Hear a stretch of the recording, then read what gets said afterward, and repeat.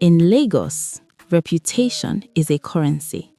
And for Chidi Okonkwo, reputation had a nickname. They called him Mr. Excellency. Wherever there was laughter, music, and a very expensive bill, Chidi was there, standing tall in flowing agbada, waving his hand like a governor and declaring with confidence, "Waiter, add 50% for yourself." People cheered, bottles emptied, cameras flashed, and somewhere in the corner, reality waited quietly for its turn. Because while the city celebrated Mr. Excellency, numbers were crying in silence. One morning, in a small apartment that had never known extravagance, the truth finally arrived.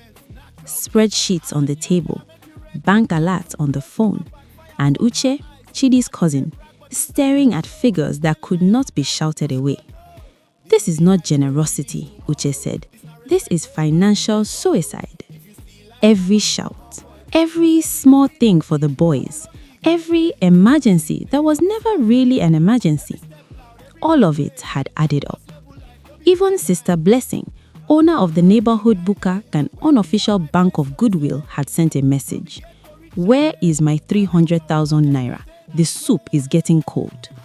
That was the moment Chidi understood something was wrong. Uche did not waste time. "For 1 month," he said, "you will spend nothing, not one kobo, no shouting, no saving face. We survive or we scatter." Chidi gasped. Disappear? In Lagos? They would say he had been arrested, or worse, that he was broke. But rules were rules, and Lagos does not forgive weakness. The test came quickly. At Sister Blessing's buka, Chidi tried to sneak in, hat low, sunglasses on, like a man hiding from his own legend. But legends are loud. "Hey, Mr. Excellency," Sister Blessing shouted, "the King of Lagos has entered my buka."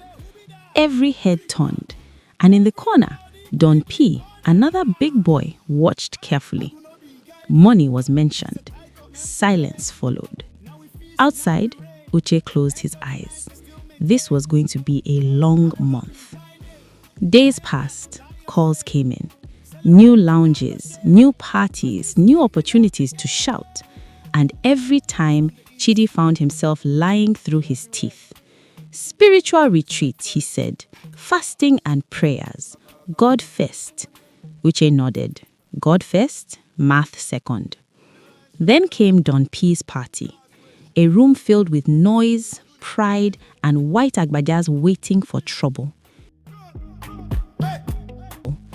Chidi drank water, 1 bottle, slowly. Don P smiled. "No more shouts?" he asked.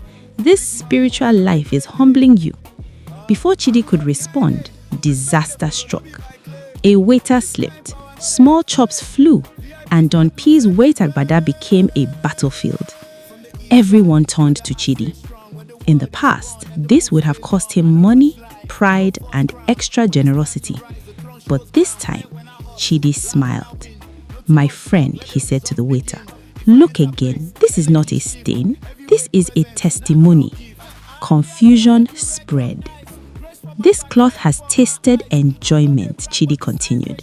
"People will see it and say, 'This man eats well.' You have not ruined anything. You have prophesied."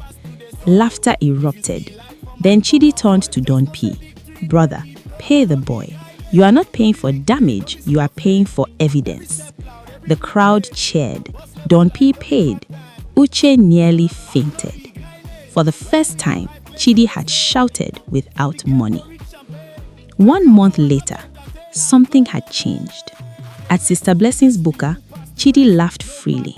He cleared tables, he told stories, and for once, people laughed not because he paid, but because he was funny. "This new Chidi," Sister Blessing said, "I like him. Before, he was money without funny." Uche's phone buzzed. Interest earned, accounts breathing again. "This is provision," Chidi said. "No, this is discipline." Then came the final night. The same upscale restaurant, the same faces, the same expectations. Don P stood up, ready to shout, but Chidi stood first. For years, I shouted with my wallet. Tonight, I shout with my mouth. Silence filled the room. Let us split the bill. Equal share, equal responsibility. If we are brothers, let us prove it. One by one, they agreed. This time, the applause was real. Outside, under the Lagos moon, two cousins walked home laughing. Chidi reached into his pocket. "Let me buy you plantain."